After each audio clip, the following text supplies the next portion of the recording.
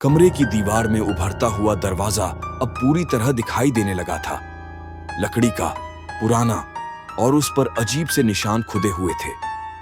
राहुल ने महसूस किया कि उसकी सांसें तेज हो रही थीं, लेकिन डर के साथ साथ अब उसमें एक अजीब सी जिज्ञासा भी थी।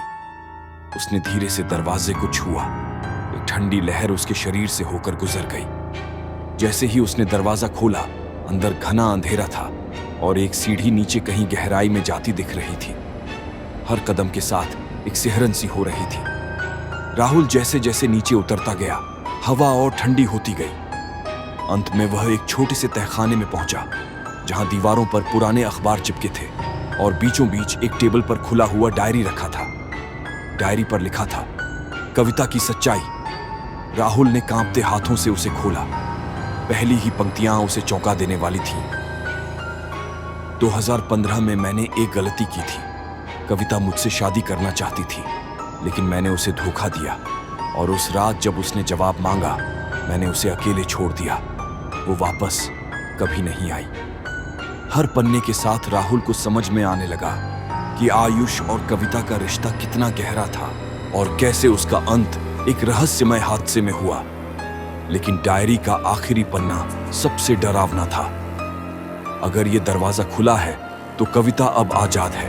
अब वो इंतजार नहीं करेगी। वो सबको जवाबदेह बनाएगी।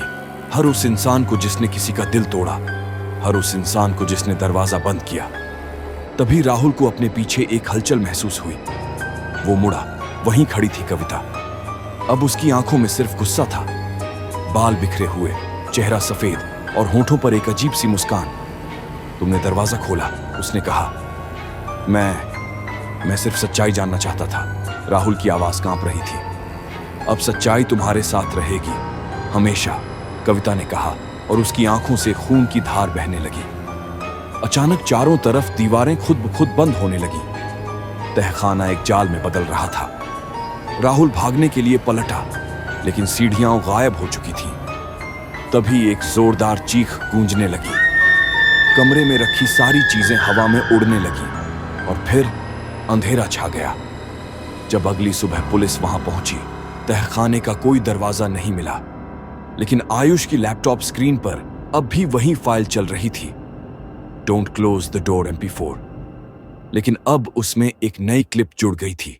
राहुल अंधेरे में किसी से कह रहा था, मैंने दरवाजा खोला था, अब वो सबके लिए खुलेगा।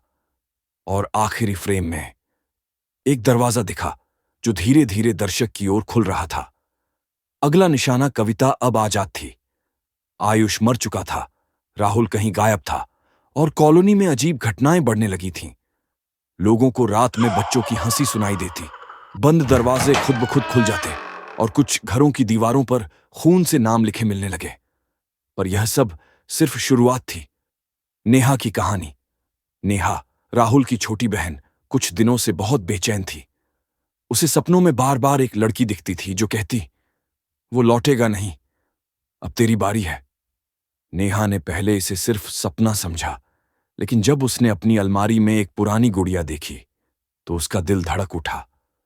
गुड़िया वही थी जो राहुल के गायब होने से पहले वाली रात उसके वीडियो में दिखी थी।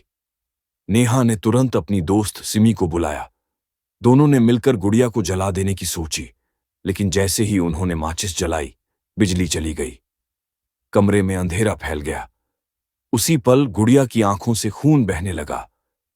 अब देर हो चुकी है, एक डरावनी फुसफुसाहट गूंजी।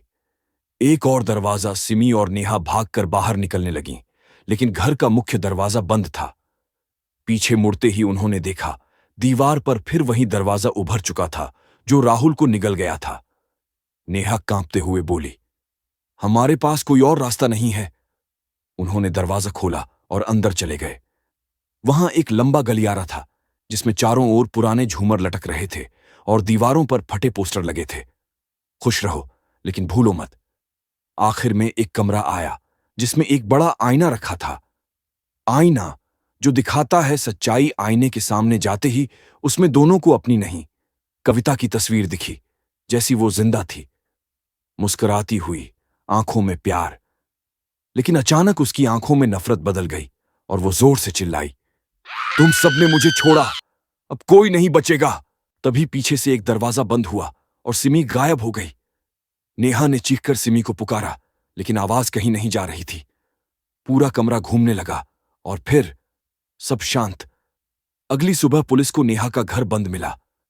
अंदर सिर्फ एक लैपटॉप पड़ा था जिसमें एक नई फाइल थी, शी इज बैक MP4, और वीडियो में